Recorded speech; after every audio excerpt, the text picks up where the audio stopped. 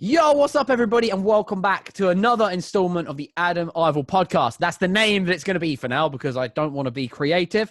Today, I have a very special guest from the UK car scene. He's been doing a lot of work for many people, but I'm not going to go into it just yet. I'm going to let him explain some of that. So I am very happy to welcome Dan from Sadboiraceclub. Welcome, sir. Thank you very much for joining me this evening. Thank you for having me, sir. No worries at all. Please, will you do us a favour and introduce yourself for everyone that might not know who you are? Of course, man. Yeah, my name's Dan. I'm from Birmingham in the UK. 32, Birmingham. And yeah, I own and run Sadboiraceclub.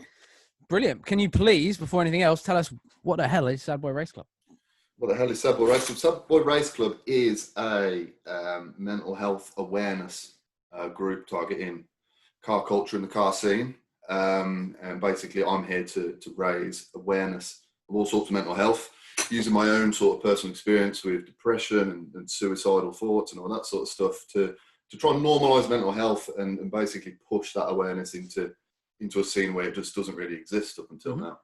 Yeah, I think you've done a great job. You've definitely made a name for yourself in the car scene, and I know personally how difficult that can be trying to get yourself out there in the car community. So you've done a great job. I'd really like you to expand a bit more on Sadboiraceclub straight away. So you're not just like an Instagram page. So you actually do a lot more than that with the NHS and stuff, right? You've done stuff with, like, go into it a bit for us. Let us know some more. Yeah, man, of course. So I mean, mental health and stuff, it's not my job. It's not my career or anything like that. This purely stems off my own struggles with it over the past few years. You know, I was really bad about 5 years ago, and basically wanting to create support that I never had because it was lacking. So basically, I from starting up Sadboy in 2018, it's opened up a lot of doors. It's enabled me to push myself to do sort of the awareness and stuff off my own back as well, outside of the car scene. So yeah, I do a lot with the NHS. I won Volunteer of the Year last year for the work. That's with them. Awesome. Yeah, man, that was mad. And so how did that go down?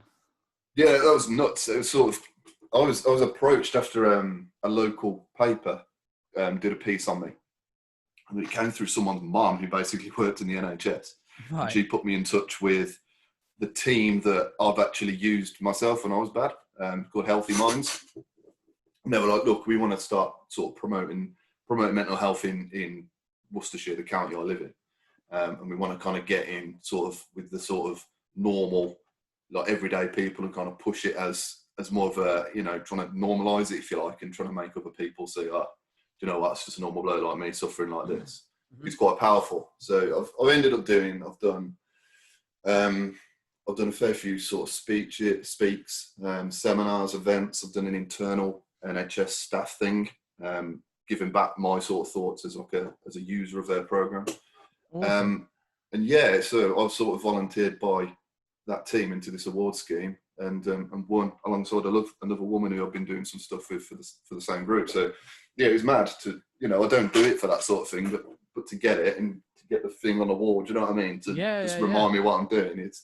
It's nuts. But yeah, so yeah, I've done a lot with them. I'm still doing little bits with them on their campaign stuff, but obviously that's died down with everything going on at the minute. Yeah. And I've now linked up with Papyrus, who are an awesome charity, and they are basically a sort of young male suicide prevention and awareness charity. So whereas most charities do a lot of work on awareness, they actually try to prevent as well. Yeah. Which is awesome. Before we go any further, you say you've done a few speeches. Did I see, because I've obviously got you on social medias and that, you said that you're terrified of speaking in public, yet you had to do that?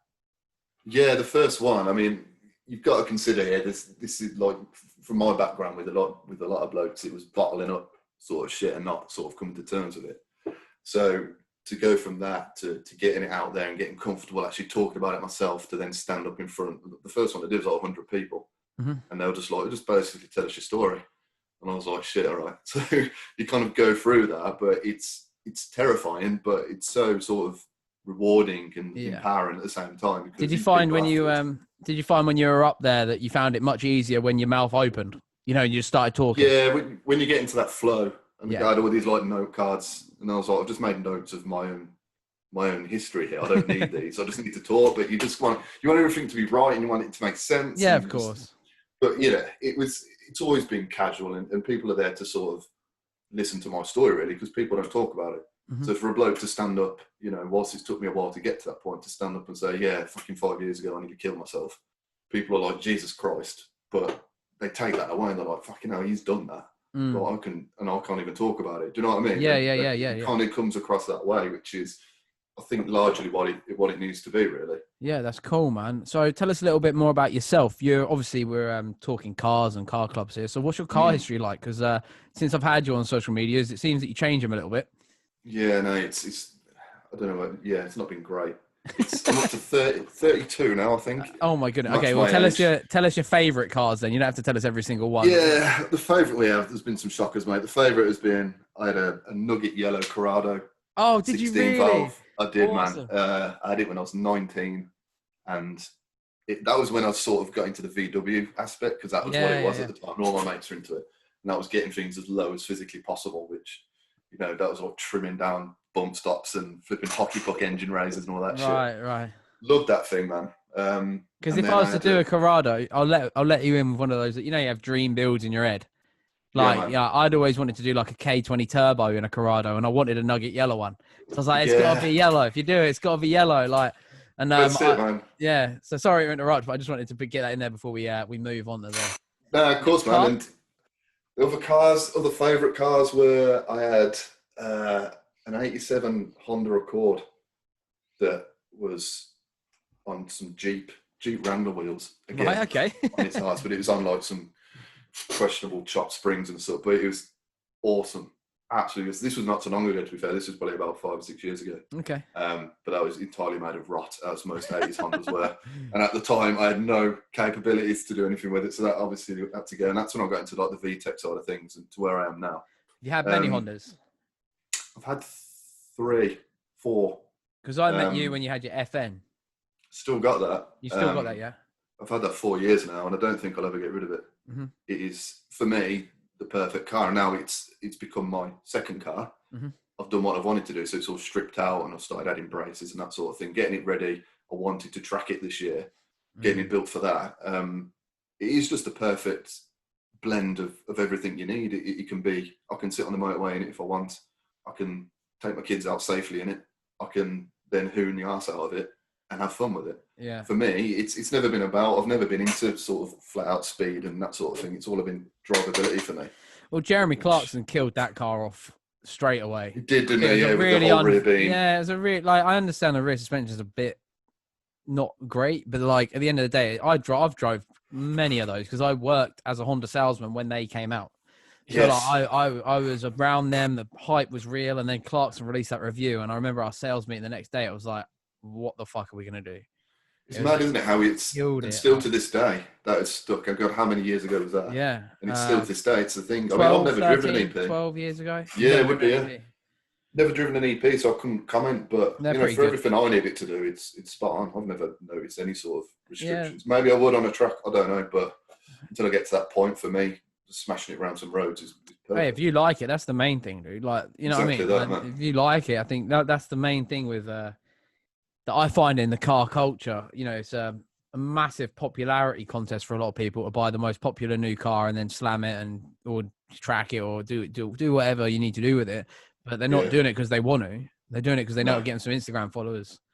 I know, and I think it comes down to, you know, maybe my age a bit. I've been sort of around before all the Instagram stuff. Me and you both, because we're very similar. Cars. Do you know what I mean? And you build a car, like you say, build a car for you. Yeah. It was never a case of, what am I going to do to make all these people follow me like what I've done? I still don't do that to that day, and I know you don't either. You build a car because you want a car. Yeah, if I wanted to build an internet hype car, I would. But I got to pay for it. That's what I always think exactly, about. Like, if I had a big sponsor come in that were like, we want to supply you with a car that you're going to modify and we'll do this and that, I'd be like, yeah, I'll do that. It sounds fun. I like working on cars. I like playing around with cars. But then someone on the internet is like, oh, you should build one of these. I'm like, right, with what money? Yeah, that's it. So I'm not fucking paying for it. I'm building a Nissan Silvia, mate. Like I'm doing up my M3 and this is where here and where I can. And I'm not here to build a car just for other people to look at. Like all of mine, like you said, are there for me. So I think that's it, and that's what I've always liked about your stuff. and I 'Cause I've feel been like as following well, your YouTube. this is just something I feel like as well. That could almost come across back to what you guys do with the mental health side of stuff. I feel like if you are chasing a build of a car purely for other people's approval, you're always going to lose because no one is ever going to, never, ever, ever is everyone going to go, that car is perfect. Ever. No. You could build the perfect car and there'll still be some little tramp that'll be like, nah, I wouldn't do that. That's fucking shit, mate. Do you know what I mean? And they'll call you out. They'll put it on Instagram story like, ha, look at this junk. Do you know what I mean? And it's like, that is why I always am like, this is why I can take comments. Like you might have seen, I don't know if you have seen actually, I made a bit of a joke about it, but like the Ute thing I'm building, I got so much hate on 2 massive Instagram accounts in America, both over 100,000 followers each, posted it. And like the amount of hate I was getting was just, I was laughing because I was like, done it because we're going to scrap it. It's a bag of shit. Like, who gives a fuck? And if someone like comments on any of my other cars, like your Nissan's too low, I'm like, why does it matter? You're not going to drive it anyway. Yeah, that's the response. I think that's if people want to get into the modifying the cars because it's their passion, do it because you love it. Even if you fall into it by accident, do it because you do whatever you want to do. When you look at your car, you look back, you go, I'm happy with that. Because then some other guy can come along and be like, that looks shit, and you'll be like, where's your car? I'm going to go and tear yours to shreds, pal. Do you know what I mean? I don't care. Like, so I think it keeps you mentally on a good timeline because you're not trying to do it for admiration from other people. Of course, it's nice to get likes and shit on Instagram. That's not bullshit. Like when I post a picture of the Red EG, I don't think I've had a picture of the Red EG do under 1,000 likes for years, maybe. I don't know. I'd have to really look to find. And it's like, wow, so many people like that car. That's so cool. But I like that car. So that's what matters to me. Like, I look at it and I'm like, I tuck it away in the garage a lot. I don't use it much because I built it for me. I didn't build it to go and show off on, you know, like it just so happens that I filmed it as a joke because I was like, me and my friends need a Jackass series that's just us working on cars. This was before vlogs. Like, it was before you made money on YouTube that I started doing it. So it was like banter. It was banter to me. Like you know, so, no, I get that, and it's. I mean, with the car stuff, and this is what I've really pushed through Sad Boy. You know, there's so many elements to having a car that can help with mental health, just a whole distraction element. But going back to what you're saying about burning a car for likes, how many times have you gone out to your unit or out to your car to do something you want to do for your car? Because that makes you feel better, and you feel good when you do it, don't you? Well, you guys set the wheels you want. Yeah, exactly. Yeah. The smallest thing can make it. Imagine doing that purely because you know you've got to do it because you've got to please a load of people you don't know. You don't get satisfaction. I did a jokey thing on a YouTube video recently because I've got a E36 that I don't care about. Like I do not. I love it. Don't get me wrong. I think it's fucking quality. Like I'm like, this is brilliant because I don't care. Like so that's why I love it so much because I'm like, I don't give a fuck. Like whenever I'm talking to somebody and they're like, oh, I want you to teach me drifting. I'm like, well, yeah, we can go drifting. They're like, what if I crash it? I'm like, then I'll laugh. Yeah. It's funny. That's why we've got this like to do that. But I put up a poll on my Twitter and I said, what color wheels would people like to see? Pink, fluorescent pink, fluorescent yellow, silver, or black. And I thought everyone was going to say the yellow, because obviously that's like the general theme of my builds is fluorescent yellow. That it always has been since I was like fucking 17. I've always used that color. And then everyone chose pink. And I was like, fuck. Like, I don't want to do my wheels pink. Like, honestly, I was like, I don't want to do it pink. But I was like, do you know what? For just because this is a YouTube video and it's a bit of banter, like, I'll go Halfords, I'll buy the fluorescent pink. If it looks turd, I'll redo them fluorescent yellow. I went, put all the wheels pink, and I was like, all right, that looks pretty good. Looks decent. I quite like it. So that was like kind of lucky that bit. But yeah, I think it's very, very, very important to, like, as much as tempting as it can be to like look at the likes of some people and you're like, oh my God, that guy, I could definitely do that on my car. Like, and then it's always that, like, I don't know, I feel it's a bit embarrassing more than anything if you're doing it because you don't really want to, but for other reasons. And then like I hate to call him out, but that kid that did that stupid Lupo that was like, big, stupid fucking wheels like this and the big old barrels coming out of it. And I thought it was crap. I literally remember looking at that car. I was like, this is everything I fucking hate. But it was none of my business. So I just carried on with my day. I looked at it, I was like, that's fucking turd. And I carried on. But then I saw online, because I made a video, I jokingly, as he pulled out Ultimate Dubs, I filmed it. And then as he drove off, I timed it perfectly. I went, what the fuck was that? Like, it was just like a real jokey little, like, you know, a little bit of playful banter. The guy then messages me and going, "You're right, dude, can I have that video? I want to put it on my Instagram." I was like, what, you're proud of this? I was like, bro, you're not right, man. Like, but then again, if he's happy, I have to say, if he's happy and he's enjoying it, then fuck it. Who gives a shit? I'm not going to drive that bag of turds, so who cares? Do you know what I mean? Like, that's the way I look at it. Like, who cares? Yeah, that's it, man. I remember that, and I remember looking at it and the sheer amount of just hate and abuse he was getting over it, but he was just reveling in it. And, you know, I know people do that, and yeah, if he's done what he's set out to do and divide opinions and get people, you know, I imagine sending him verbally abusive messages and all the rest of it. He knew he'd provoke a reaction, and that's what he's done. But I just kind of kept my mouth shut. I thought it was funny. Like I made that video and I just put, what the fuck was that? And I think I put it on my Instagram or something, and then Facebook or something like that. And he messaged me and I was like, yeah, man, you can have it. And I sent him it because I was like, I don't fucking care. Like, I got no problem with the guy. Like, I don't know. You know, I don't judge people off of what they drive. I think it's easy to sometimes, especially if they've got like a, you know, a very common car that falls in with a general stereotype. But you know, I'm talking about pop and bang Max. I judge people straight up off the bat if they were pop and bang Mac. I instantly put you in a category. No, I instantly put you in a category that I hate. But if it makes you happy, then who am I to judge? But yeah, I feel like if you're going into building cars, then do it for yourself, because at the end of the day, it's your money you got to spend. And, well, that's it, mate, isn't it? Imagine just spending all that money just on stuff you didn't really like. For me, I mean, you know, it's when money's so important in life, especially, you know, for me, who's just come from school just to work and earn. Me and the missus, you know, we're the same. It's not an option for us. And it certainly won't be an option to me to go, right, I need to buy all this shit because I need to please a load of people. That's just not how I operate. And well, I learned. You were probably the same. You probably grew up around the same sort of era as me. If you've been in a car, when did you get your first modified car? Like, when did you start joining car clubs and stuff like that? Jesus Christ, man. The first thing I joined was Edition 38, believe it or not, when the forum was rife. So when was that? I would have been 12, 13 years ago. Yes, that's about the age. I was on there as well. I loved it. Yeah. Mine was the place, wasn't it? Regardless. Yeah. Mine, because they had the non-VAG section, didn't they? And even that had some amazing. That's where I put all of mine, because I was like, oh, I want to be part of this. These guys are cool. I joined a club called Street Legal, and I met some great people doing that. But I also and I still keep in touch with some of them now. Like, even now, one of the guys I met when I was 18 in my first car club, I've asked him to set up my EG and my M3 for me, because he works at Northampton Motorsport.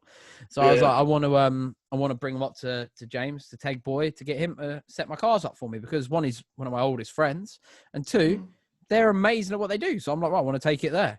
But I also feel like with them car clubs, this is something we can talk about, because obviously it's from the same sort of generation. But those everyone kind of looks back and goes, oh, back when we were doing it, there was no hate, blah, blah, blah. Yes, there was. Oh, my God. I remember back then. But it'd be like club against club. It wouldn't be like individual against individual. Do you know what I mean? Like, I remember there'd be like, we had a competition club. Like, we had a rival club that, I'm not even from Northampton, but I joined a Northampton car club because I liked being a bit outside of the Essex side of stuff. Yeah, of course. And we were up against this other thing called Night Riders, and it was like they hated each other, and it was so crazy. And it was like, I was just like, what the fuck's going on, man? And they were like, yeah, you're Street Legal SL, bro. And I was like, all right, cool. But then like people in SL fell out with me over like me commenting on some of their bigger friends' stuff. Does that make sense? Like, they're more popular. Yeah. And then like obviously everyone's just kind of diverted and gone their own separate ways now. I don't hold any grudges, but like even back then there was a lot of hate, a lot of stigma around it all, and you know, it hasn't gone away. That's because back then type. you didn't have Instagram, and Facebook wasn't as big as it was, and so many easy ways to get at people and get such a following. So it was all face to face, all over forums, shit like that, wasn't it? It was more intense, but you just didn't see it as much. You'd have the meets as well, so you'd go to like a civic life meet.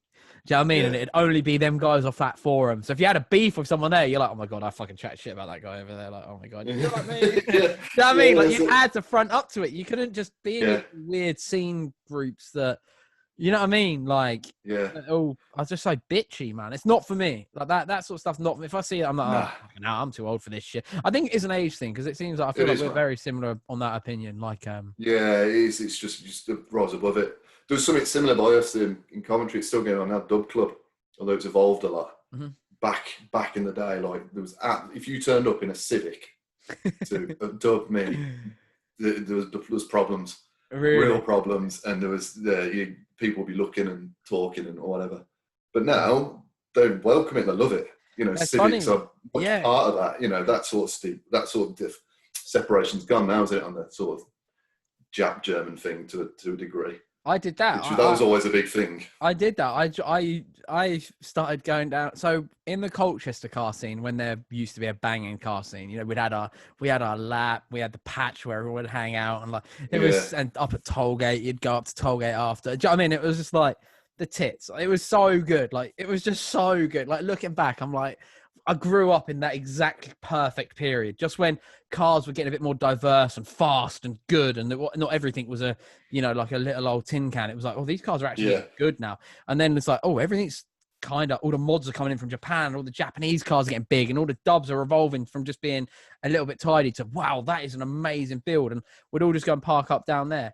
Like, I grew up in that time where it was just epic. Like I genuinely think that, and I don't think you've got that now. Like you go anywhere, and it's just pop, pop, bang, bang, bang, bang, bang, and it's just like, man, I can't remember. Back in the day, I guess it was bass. Everyone would have a big bass system, and like it'd be like some like dirty bass song going. But yeah, man, yeah. I met a few of the dub guys from a club called East Coast Dubs at the patch one night, and they helped me. They were just having a chat, like a bit of banter, like, oh yeah, your Volkswagen's turd, and they're like, oh, your fucking Honda Civic's gay. Do you know what I mean? That'd be the general vibe of Hondas are fucking gay and slow, and be like, all right, well, your Dub's fucking paedophile wagon. Do you know what I mean? Who gives a shit? Do you know what I mean? Like, it was just all banter, but it was all like a bit abusive. But it would like you'd give someone shit, and then they'd laugh, and you'd laugh, and then you'd give them shit back. And like, I think that I turned up to one of their meets in my. Did I go in my blue Civic EP2? I can't remember exactly what one, but I remember just going, right, I'm going to one of their meets, fuck it. And I turned up and they were all like, you can't bring that here, mate. I was like, well, I can. I'm here, aren't I? And then I just become their resident Honda guy. They just adopted me. Like, and it was great. It was that, and like, I still stay in touch with some of them now as well, like the East Coast lot, because they were good dudes. And yeah, it was cool. Have you got any other cars that you want to mention before we move on to the... Any other cars, man? Yeah, probably my second car was, at 18, a Volvo 850 T5. Oh, wow, okay. Yeah, man, because me and my old man, we used to go to a lot of touring cars, VTCC. I grew up on that. So did and I. Obviously, I was watching the 88 season the other night. Yeah. Our era into the 90s, they brought the 850 out, didn't they? The 850 wagon. The white and blue thing. Yeah, just an estate, and everyone's like, what the hell's going on here? But just dominating everything. And I was like, I'm having one of those at home. I got one when I was 18, 19. I was ultimately working to pay for the fuel and the insurance because it was just brilliant. Nuts. Third-party insurance. It's awesome, man. Absolutely awesome. I ended up blew a piston ring and ended up selling it. But it's one of those now. You look at them and look at money. The money. $8,000 for like an A5. Money, Stupid. Money, dude. I was trying to like explain to some of the boys because and anybody that knows me as a Honda guy, why I've gone off of it a little bit because I love my Honda Civic. My EG6 I think is a fucking fantastic car. The EK9 Type I is still one of the best cars ever, in my opinion, in terms of fun and handling. But I think because I grew up when they were $4 or $5 grand. Yeah. And then you could buy a DC2 for $4.5 grand. You could just swap around. You'd be like, oh, I fancy a DC2 for a while. I want but I want this and that and this and that. Now you're paying like, I saw one up for sale for 20 grand the other day. And I was like, I was just like, obscene, literally what went through my head is you can buy an E92 M3 for that. Yeah. And no matter, and I understand the EK9's got a lot of history and like, it's a cool car. It is but you'd never catch me paying 20 grand for one. Like, You think of the cars of our era that, like for me, the one car I always think of, the RX-7 FC, when you could get a turbo one for sub $1 grand. Yeah. It might have been a bit rough, but you could get one. Yeah. And now, what are you paying for an FC if you can get one? Oh, there's one for sale actually that's being shared around a lot on Facebook for $6 grand. And I even looked at that and I was like, do I That's pick that up? cheap. Well, that's what I thought. think I that's was like, still cheap. do I grab that now? Because that is never going to be that cheap again. But then I was like, if it's $6,000, it's $6,000 for a reason. That's always Yeah, in yeah. my head. Like, he wants rid of that. Why? And like, I've learnt my lesson now. I've been burnt one too many times with cars that people just want to get rid of. And I think I'm getting a good deal, and then I'm not getting a good deal. And, you know, like, but That's it. They're enthusiasts, don't they? People know what these are worth now. So yeah, like you say, if oh, it's cheap, there's something there. yeah, like it looks fucking cool. Then it's got like a red interior in there. But yeah, you're right. Like a lot of the cars that, because for me, Hondas were always so special to me because they were cheap fun. You could go and pick up my EG6. I paid $2,000 for my EG6. And even me, who's like, yeah, you should keep them fun. I'm like, I wouldn't take a penny under $12,000 for that car right now. Do you know what I mean? Like with how much money I've invested in it, making it as clean as it is, and the wheels on it, and just every hand-picked part. I'm like, I wouldn't take $12,000, but I probably would never sell it as a whole. I'd break it if I was to ever get rid of it. You know, like I'd send it to America and sell it out there or something like that. Do you know what I mean? Like to maximize profits. But Absolutely, yeah. But I still love them. Like, don't get me wrong. Like, I love them. I bought an EG6 a couple of months ago to have a little bit of fun in. Do you know what I mean? But because I got a good deal on it. Like, you know, do you know what I mean? Like, I was like, well, that's a once in a lifetime thing. Let's just do it now while I've got the cash sitting around, and then we'll worry about it once I've bought it, you know? Yeah, that's it. But I feel like they're so much fun and they're such good cars, but like, they're almost like a rich guy's toy now. Does that make sense when I say that? Considering what you can get for the same money now as well, because there's so much more out there, isn't there? Yeah, and more another car I think about are the old Fords, mate. I grew up in Essex. Yeah. I grew up in Essex, bro. Everyone had modified Fords, Escorts, Cosworths. There was loads of Cosworths around here. Sierra, Cosy, like everything like that. And like even my great granddad, he had a Mark I Escort Estate, right? A 3-door one, so like a 2-door Escort Estate in like an olive green, and it was the tits. And I always said to my great grandma, I was like, when you want to get rid of it, I'll have it. And I was like fucking 5, 6. I was like, but it's so cool. I want that car. Well, I know they sold it for like 1,200 quid. I think they got for it. I wouldn't even want to think what that was worth now because it was pristine. Do you know what I mean? But we are talking like we're talking like 20 years ago that they sold it. Do you know what I mean? But now I look at that and I'm like, man, if they'd have just passed that down, like, do you know what I mean? Like, if my mum could have ended up with that car and I would have begged her, like, when I'm 18, I'll pay you for it. Do you know what I mean? Like, I'll give you whatever money you think it's worth now when I'm 18. But that's it, man. And I didn't funny you mention that because my mum and dad, basically, all through the 80s, they had XR2s and XR3s. Oh, don't, mate. Like, before they were married, they used to go out, meet somewhere, then race each other back. Oh, really? Yeah, it's awesome stuff like that. And my mum had fast cars, fast Fords up until I was in middle school. So, like, getting on to 12, 13 sort of age. And then when I was 16, 17, she was just getting rid of an XR3. I want to say it's a Mark V shape, like the slightly newer one, K-Reg-ish. Okay. Yeah. I know. The bubble shape. That's it, mate. I was like, I'm going to buy that because they put like a fruity exhaust on it and done little bits. Yeah. I'll have that. But it went in the end. I basically phoned the woman who bought it to try and buy it back, but she wouldn't have it. But that's the only time I've been interested in considering they've had Fords. I've never wanted a fast Ford. I just went straight to VWs. Yeah, I think there's that stigma still. I do think sometimes if your parents are heavily invested in a brand, you tend to go to the competitor. Yeah. So when I was 22, I got my first BMW, and I have almost since I was 22 had a BMW now since, and I've got 3 now. Yeah. Like I've got more BMWs than I have Hondas. Do you know what I mean? But everyone knows me as the Honda guy because of what I've posted online. But that's it. Yeah. BMWs are my like if I could have an E30, E46, E92, just as my little collection, and throw an EK9 in there as well because I do genuinely believe they're the fucking most fun hot hatch ever.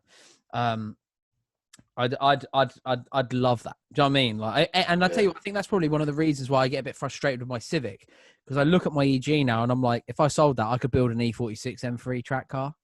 Yeah. Does that make sense? Like, I always look at it and I'm like, all right, I'm going to go out in it. I've spent all this money and time doing it, but that could be an E46 M3. And like, it's always one of them things in the back of my head where I'm like, if I sold all the parts off of it, if I sent it to America and sold it, I could pick up a crash damaged E46 M3 and make it a sick track car and have no fear and just go in and, send it. But like, I think you'd have that constant back and forth though. Do you reckon you'd have that E46 and be like, okay, this is fun, but no, I think if I sold the Civic, that'd be it. I don't Do you think I look reckon? back. Yeah, because everyone Yeah. said I'd do that about the DC5 when I sold that for the M3, Yeah. and I literally wouldn't. I'd have no. I enter them raffles for them. Yeah. I'd never spend my own money on one now. No, it's funny how it works. I mean, I fully understand the BMW thing. I had a 130 not so long back, Oh yeah, you did.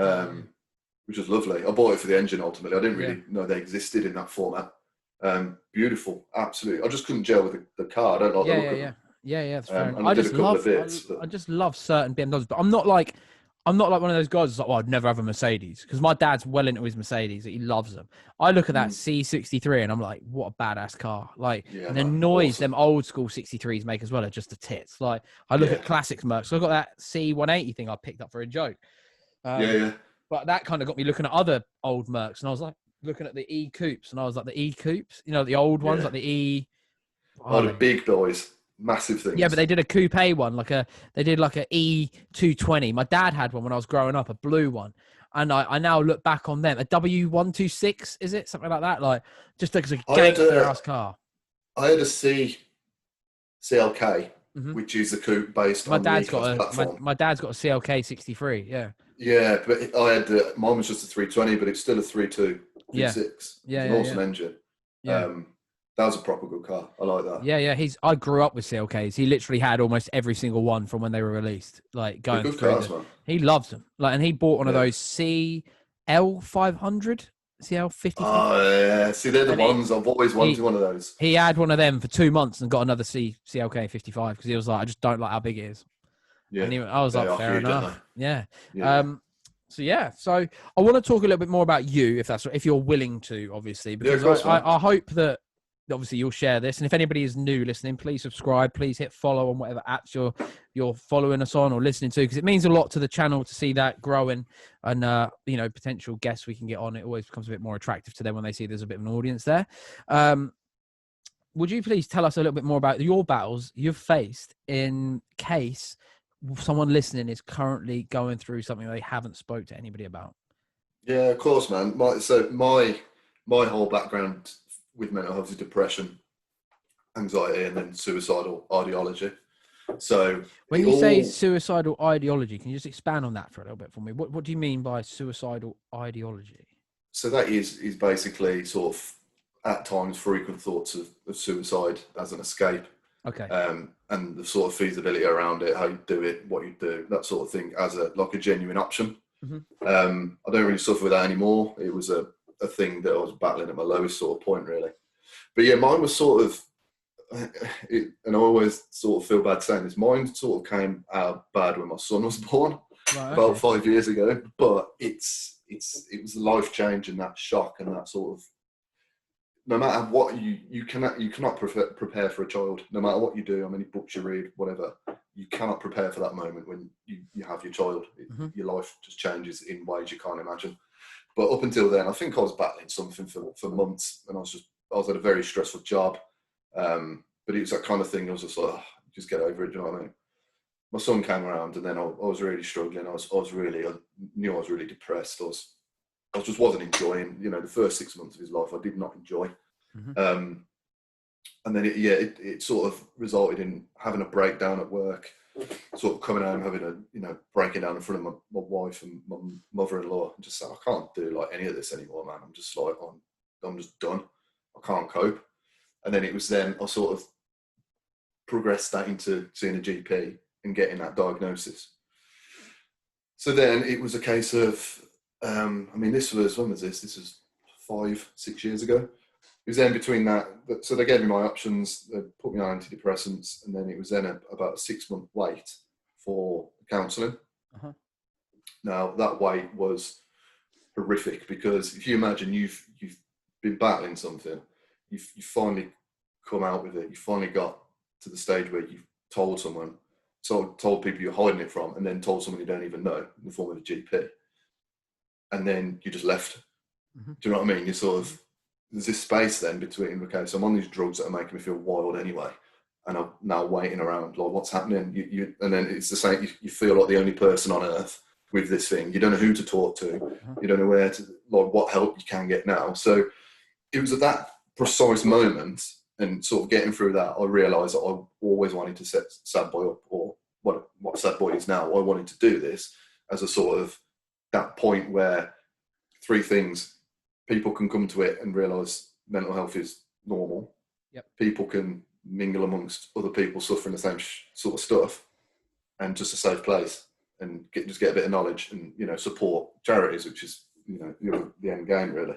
Mm-hmm. So yeah, it was basically after that I was up and down for years, and it was about. So sorry to interrupt, dude. Did you say you set Sad Boy up at that point, or you knew? No, I knew I wanted to, but okay. I was in no mindset to be doing that. I was like, if I'm going to do this and I'm going to do what I want to do, and I know that I want to have people come and DM me and talk to me about shit, I can't be feeling like I am now and give people sound advice. I mean, at that point, I didn't even know what I'd tell them.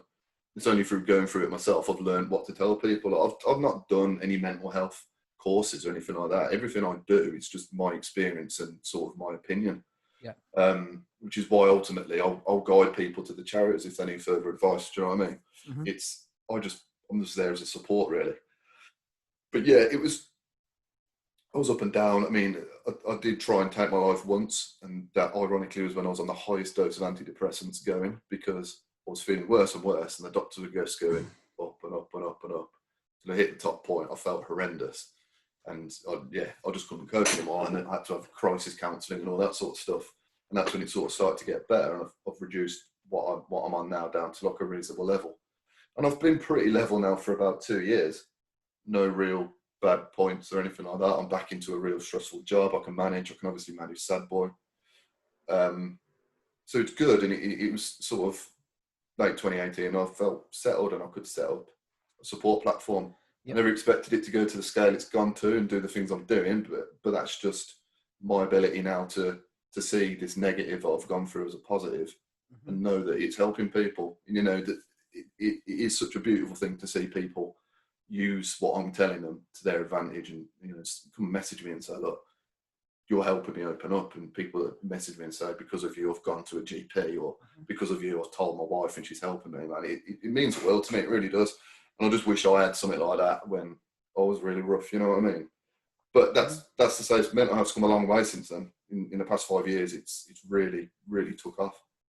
Yeah, well, thank you for sharing that, dude. Like, it's obviously you've probably had to tell that story a million times since you set up Sad Boy, haven't you? But like, I have been through a lot of it as well, and I've not ever really publicly. So I said to you at the start, didn't I? Even if I'm going through something more recently than not, I have to keep it offline, because I understand that my audience does not come to my channel to be made to feel sad, and I know that when you can see somebody struggling, like openly struggling, it affects you as well. If you're an empathetic person, you're like, holy fuck, I've got to reach out to this person and make sure they're okay. Like, and I think that's probably how I've actually made some great friends, from me seeing someone going through something online, even whether they're not suffering but they're getting bullied or something like that. I reach out and I'm like, look, not everyone's like these people. If you need you need a friend, like, just message me or whatever. Like, because I know I've got a decent-ish for a small creator following, like 60K on YouTube, 24K now on Instagram. Thank you to everybody that has followed me.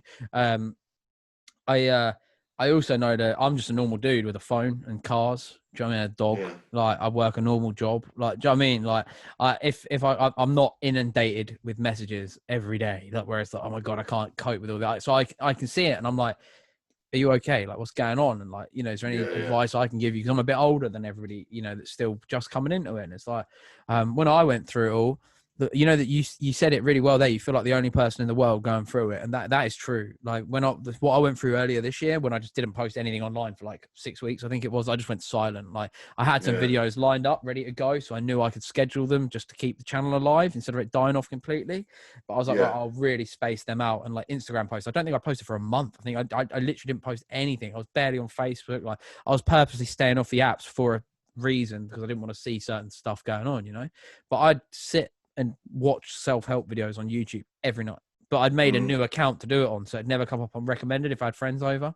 Does that make sense? And I was like, I was real secretive about it. And I had a counselling, a therapist, when about 5 years ago, when it was really bad for me personally. Like, I was going through a lot of stuff. And then as 621 grew, and I started doing them own parts, I had the highest period of my life where I was the happiest. I was making the most money I'd ever made. I was like, I had all the cars I wanted. I was doing all right with girls, and like, everything was good. I was in really good shape because I was going to the gym every day. Like it was brilliant. Like I reckon when I was like 26, 27, they were like the most fun I'd ever had. Ever. I was traveling. I was going to Los Angeles. I was going to Japan. I was just doing fucking everything. I was like, fuck it. When I'm good, I'm fucking turbo good. Do you know what I mean? I'm like, like fucking, like, I'm taking on the world. Do you know what I mean? I'm like, I don't give a fuck. But then, when it all falls apart for me, I feel like I have been hit by a fucking train, and I'm like, I can't leave my house. I did a month working from home basically, like, and every time I'd go in, I'd have a breakdown at work, and I'd be like, because luckily I work with my family, so I could like sit with my dad and be like, I cannot be here. I can't. It's so hard to explain to somebody that's never been through that. Like they're like, what the fuck is wrong with you? Just smile, get on with it. And it's like, I would if I fucking could, man. I'm not fucking, I'm trying to battle this fucking storm that's going on in my head, and it's like, it's just awful. Yeah. Like I wanted to speak on this podcast just briefly about it, and just because I've reached out to people and I've seen them saying they're feeling down. Like, I'm really, really close now with a girl that I went on one date with and nothing ever happened with, right? Just one date. And it was kind of funny. We joke about it now.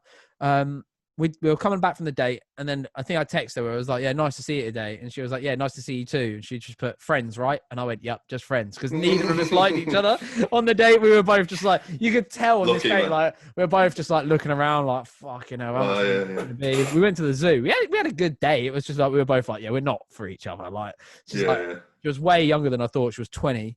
Don't normally like date to progress into anything like that with a 20, because they're just not ready. They've not lived yet. And like then when I said, I think I was 28 at the time, I was like, yeah, I'm 28, and she was like, ooh. And I was like, yeah, we should have probably said this age thing at the beginning, right? And she was like, yeah. And we just kind of joke about it. But then she texted me because she'd seen on my Instagram that I got a gym in Colchester that she'd signed up to. And she said, my anxiety right now is ridiculous. I'm sat in the car park and I can't bring myself to walk in. Bear in mind, this girl is stunning. Like, she's dead gorgeous, honestly. Like, she's going to be a model for my merch soon, so people will see her. She's absolutely beautiful. And I texted her back and I was like, hey, look, I'm actually I'm on my way out of my house now. I'm coming to the gym. Just wait for me and I'll knock on your car window. We'll go in together. And we worked out together, and I joked with her. I was like, fucking hell, I knew we were going to get on this well. I'd have fucking took him for our first date, not the fucking zoo. I mean, and like, even if she's ever down or anything, she knows she can just ring me and just be like, I'm feeling a bit shit, this and that. And like, I think sometimes it's nice just to have someone there, just know you've got someone there, and like, realistically, I could look at that girl and be like, well, I've never got to fucking shag her, fucking fuck this shit. I'm not, but I was like, she's a fucking top girl. I rate her highly, and just tried to be a gentleman about it. Like, I weren't that into her as like she weren't that into me. Do you know what I mean? Like, it was just like one of them. Yeah. Now, like, I genuinely see her as like one of my best mates. Genuinely, like, and it's just like one of those things. Like, if she's ever down, she can contact me. Like, I feel like the generation that we missed, even though that we are obviously experiencing it as well, just a little bit further down the line, super image conscious. There's a whole like subcategory of people that don't give a fuck about cars, but all they care about is how they look, and this person's getting all these likes, and should I use a filter? And I'm like, she's always like, I'm gonna get my bum done, I'm gonna get, I'm like, what are you doing? You are fucking banging. Like, go and fucking mix with some boys. You'll find a lad. Trust me. Like, you're fit. Like, do you know what I mean? Like, I try and like just remind her, because I think she probably looks at these Instagram girls all the time and she'll be like, oh, I'm never gonna be like that. But I'm like, you are one of them. You are one of them. Fucking hell. Social media is the devil, man. It's ironic to say, because I've grown to the point I am with Sadboy and you yourself through social media. It's a brilliant platform, but it is the most incredible, but it is the best and the worst thing to ever happen to humanity, I think. Because I get it on Facebook. Let me read this out. I print screened this the other day. I wasn't going to say anything in this, but fuck it. Like, even I get people being constantly now. Right, so I posted up on a Japanese for sale car parts group, because I need an engine for my Sylvia, basically, that we can rebuild. Yeah. And this guy, I'm gonna say his name, because if he wants to be a big man on Facebook, he can have his fucking little bit of fucking attention. Jason Edwards. I don't know who he is. I don't know what his username is. Yeah, Jedwood. He put marketing director, prints t-shirts in his mum's spare box room with her ironing board. Remember me? And I just replied going, yeah, your persistent abuse keeps me up at night. Is that what you want to hear? Because I don't fucking know who this guy is. I was like, then he put the fuck you on about. None of this is abuse. It's only factual. And then he blocked me, but he's still commenting on there. So I can't see what he's saying, but I'm not going to fucking make a new profile to see because I don't give a fuck what this guy has anything to say.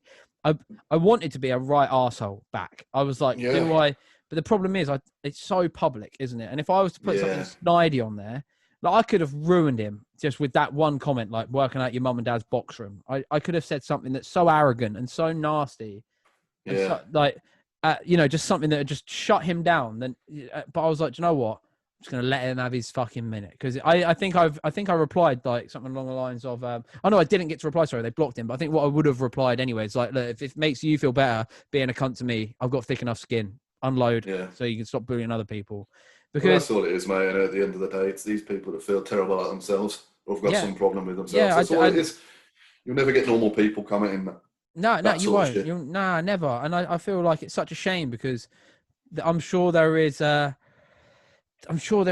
many good people behind this mask of hatred, and they only do it just as a self-defense mechanism. Like, obviously I've done quite well for myself, but bear in mind I do work for the family business as well. Like, so it's not like 621 is as big as Techiewear and Driftworks. Do you know what I mean? I'm tiny compared to that. That's not the point, though, is it? It's you're doing what you want to do. You've built something you've wanted to build, and you're happy doing that. Yeah, I mean, that's no place for anyone else to comment on what you're doing. And I'd have thought as well, considering all over his Facebook profile, it was all about how you need to support the self-employed. Why the fuck is he ripping me down? If I had started that in my mum and dad's box room and fucking, managed to buy a house and fucking 3 BMWs and 2 Hondas and a fucking camper van and all of the fucking cool shit I do have. Yeah. Why is that a negative thing? That should be celebrated. Mate. That should be like, yo, that guy can do it. I can fucking do it too. That's how I started my business. I saw a guy in America doing something I thought was cool. And I was like, I'm going to fucking do that. And I didn't stop until it was happening. For fucking 2 years, nothing happened for 621. Nothing. I did a couple of little car meets where I'd get about 8 people turn up. And then all of a sudden, when I transitioned from like the website to a better website that had a better blog platform where I upgraded my camera, all of a sudden it was like, and it was like, oh my God, I'm leveling up here. And people were like, do more merch, do more this, do more that. And it was like, oh, this is everything I've ever wanted. It's coming true. Do you know what I mean? Like, that hard work made it. But that hard work, my dad's got a saying, hard work becomes easy work with hard work. So I put in all of them hours. And even now, I've been out with some girls that are just so like, oh, you just live off your dad. I'm like, right, well, that's only because I've got a cushy setup now. Like, I've earned this cushy setup. Like, I'm working my bollocks off to learn my dad's stuff, like the family business, so I can carry on having this life in the future and hopefully have a better life. You know, everyone wants the best quality of life, but are you willing to fucking work for it, or are you just going to be one of them bitter old people that sit on Facebook hating everything because you never wanted to get off your ass? Yeah. I just don't get it, man. It's like your dad, obviously, so you work for the family business your dad's built with, and you're helping continue that. Yeah. Fine. Imagine then these people having kids, and these kids grow up, and they're like, fuck you, you're not getting anything, work for yourself.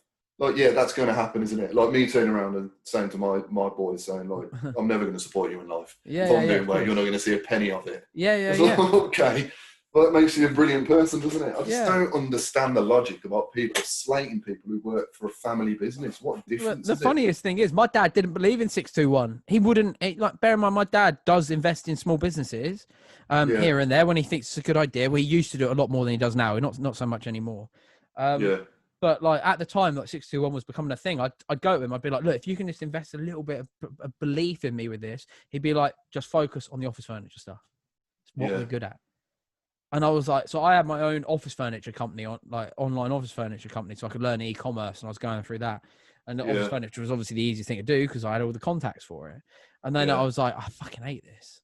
And when, I was fucking hate this. And I'd spend more time in the evenings working on 621 than I would during the day working on my main company that was paying my bills. And I was like, fuck this. And it took 4.5, 5 years of 621 being an entity before my dad was like, all right, you can probably make something out of this. And I'd already been paying myself off of it for 3 years. And I was like, well, this is what, this is it. Like, he just didn't understand that realm, but he's not from that generation that understands the internet, really. Do you know what I mean? No. It's a completely different. I mean, for me, I get constant abuse for what I'm doing. I want to talk purely about that around in a the minute. Yeah, let me ask the question yeah. first, and we'll go into it because I wrote down a question. I want to be very careful how I word it because I feel we need to get the facts. Okay, Mm, so obviously, what you do is some of it gets donated to charity, right? But yeah, the company makes money too. Does yeah. that go into your pocket, or does it get reinvested into the brand? So yeah, so 10% goes to Papyrus, which is I'm on Papyrus, a yeah. 12-month agreement with them. So that's Uh-huh. what I've agreed with them. So there's a few elements to this. Now I'm going to sound like a complete dick when I say this, but Go for it. I earn a lot of money Mm-hmm. with my job. I've built a career over 13, 14 years from school to get to the point where I am now. Mm-hmm. My missus is very well advanced as a midwife. Mm-hmm. We earn good money. I don't need this to make me money. The most I needed from Sad Boy was to stop me investing my own Personal wage cash into it. into it. Yep. Yeah. So it's got to a point now where ultimately it's got turnover money sat in the bank. Now, everything, I don't hold stock. So everything I make and put out is made to order. Oh, okay. I So didn't know that, but okay. yeah, so as you probably appreciate, the cost on singular items, especially clothing, Mm-hmm. is a lot more than Dramatically more than if you yeah, buy 100 or stock. 200. I don't have space. I don't have warehouses. I don't intend to get it. I mean, Uh-huh. the way I look at it is I can change up my designs Yep. frequently because it's going to Mm-hmm. not leave me out of pocket. So I don't make much margin on clothing. I don't make much on stickers. Mm-hmm. What Do I you do, order those in as well? Do you sit on any stock of stickers at all, or do you? I sit on more stock of stickers just because, I mean, the guy who's become a very good friend of mine who does the Okay. stickers, Uh-huh. I mean, it benefits him as well. He's a one-man band. Okay. The guy who does my clothing is a one-man band. Okay. So if it's putting more money in their pocket as well, I like the relationship as it Uh-huh. is. I make about 25% in total before 10% of that goes to charity. Okay. So I make 15% per Mm-hmm. item on clothing. That's nothing compared to what I'm paying for it. So yeah, I mean, it's always going to be a contentious issue with mental health and profiting. I get that. I get that people are always going to question where the money goes, and that's where the money goes. The money goes nowhere. It sits in a PayPal account until Mm-hmm. I want to buy a design. I want to buy some samples. I want to pay for trademarking. I want to print leaflets. I want Mm-hmm. to do a flipping sponsorship. I sponsored a boxer before. I do all this stuff. I want to do a giveaway. I have to buy that stuff. It's such small money. It'd make zero difference to me if I did pocket it. So for me to do that, it would just make no sense. Mm-hmm. Plus, I'm not a dickhead. Ultimately, Yeah. I'm Yeah. not Yeah. a dick. Cool. Why? That. I'm not going to sit and profit off something I've suffered Mm-hmm. personally. Sad Boy is such a personal thing to me. Mm-hmm. And when someone's talking to Sad Boy, they're talking to me as an extension. And I'm going to tell you what I've been through in the most painful months of my life Yeah. for free, Mm-hmm. because that's what I want to do. Sad Boy's just a platform for me to do that. The merch is never going to be a thing for me. I don't really care about the merch. It's I get to do the merch because people want the merch. Mm-hmm. And if I've had, put it this way, I've had people message me saying, I put one of your hoodies on, I feel I can go out of the house now because I feel safe. Mm-hmm. That's what it means to people. It's not a cash cow. It's not me stylizing mental health and Mm-hmm. glamorizing it. It's giving people a product that they want to support. With you touching on the thing is when people say that, like, I appreciate you being so open with that, by the way, because that's what I see the most comments about in a negative way about what you do. It's like, well, where's the fucking money going? Or did you pay for that with the money, the money from that, whatever. Yeah. When you said, hang on, what did you say? You said stylizing mental health. I think there's a difference between stylizing it and giving people a place to come and feel like they're not alone, because unless you have sat on your own literally so down and so upset and not having an answer to why, I think that's for me, when I was going through what I've been through, my big question was like, why am I not happy? Everything other than the situation was great in my life. I'm healthy. Everyone I love's healthy. My dog is cool. Like, he's fucking chill as fuck. I've got my own house, got my dream car. My M3 legitimately was my dream car. Like, until we're starting to talk to six figures, anything sub 100,000, there's nothing I'd change that car for, honestly. And it was like, I got it. And I was like, when you're going through this and that you've just got that, it's almost like a permanent, that noise, that Yeah. noise that like engage the tone where the phone goes dead. That was the noise I have rattling around in my head, and it feels like there's a constant storm about to brew in my head. And it's like you're like, why do I feel like this? And then you go and talk to a counselor, a therapist. So I managed to find an amazing therapist in Colchester, because I had to move from one to another because I just didn't feel like this lady was doing anything for me. I was like, I'm coming out of it equally as sad, and I'm paying a lot of money to be here. I know you can't fix it like this. I know it can't be done in an instant, but I found another guy, and he was just superb, and he really analyzed everything. And he was like, "This is why you are going through you're traumatized right now from what's happening, you know, like, and this is how we have to deal with it. And we have to unravel it." And I was like, "Fucking save me!" I think I even said, "Can you please just help me?" It was almost like I was desperate. I was like, please help me. I have to do all this fucking YouTube shit where I have to pretend I'm happy the whole time. I have to do these fucking Instagram stories that people come to expect, you know, like that I'm always happy and always, oh, everything's so fucking good in my life. Oh, do you know what I mean? Like, you know, and there was a time a couple of years ago where I thought 621 was going under. I thought it was going. I was like, everything I've ever worked for was gone. I managed to save it. I got rid of people I had to get rid of, like, I managed to get my feet stuck back in, and now it ticks over because I don't need it to make me millions. Like, it'd be cool if it did. Obviously, it'd be fucking cool if it exploded and become massive, but I don't need it to because I'm so focused right now on learning the family business side of stuff because it's what I want to do now. You know, I've grown up with it. Like, I love, as much as a controversial subject as it is, I love going to China. I love going to work over there. I think it's so much fun. Like, I always put a little joke. It's such a lame dad joke, but whenever I get on the plane to go to China, I put getting the bus to work. Like, I was like my Instagram site, I'm like on the bus to work. Do you know what I mean? Because that's what it is to me. Like, it's not a holiday. I'm going over. I get picked up. I go straight to the factories. I don't sleep. I hate my life for 2 weeks. I'm like, I am living off of jet lag. And just as the jet lag starts to go, I have to fly back to fucking England. And it's like, for fuck's sake. Do you know what I mean? Like, never ending. But yeah, like from what I've been through, the ups and the downs, and I feel kind of like almost like part of what you do anyway, because I've experienced it all. Like, I know I don't send in my submissions because I know that's what you do.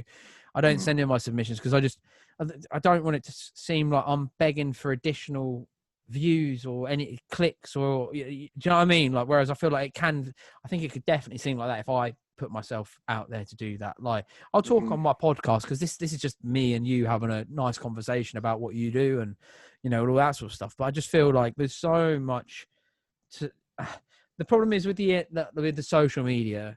I think it's become much more apparent with social media because, like I just said, I put on a face, right? So I put on this like happy-go-lucky. All right, I've posted up a bit like where I've been a bit down about the Sylvia not working. I'll be frustrated that the Civic's not done, or like, oh, I just want this, I want that. But like, reality, I'm still trying to be positive. I'm still showing off a little bit what I have. Like, hey, look at this picture of my nice Civic. Hey, do you know what I mean? Give me some likes. Like, do you know, you know? But like, deep down, when I was going through what I was going through earlier in the year, like, that's why I couldn't post anything because I was like, it's a lie. Do you know what I mean? Like, and I feel like if I was to send a submission, it'd be like, hey, like, I deal with this and I've had to deal with this and I've sought help and blah, blah, blah. People might look at me and be like, oh, now he's using that as a fucking way to get some attention. Do you know what I mean? So I know I put myself out there a lot, but I am a very private person when it comes to life. Like, I never liked putting my girlfriends on camera, for instance. I don't want to show my new daily on the internet as like a big, hey, look at what I've just bought.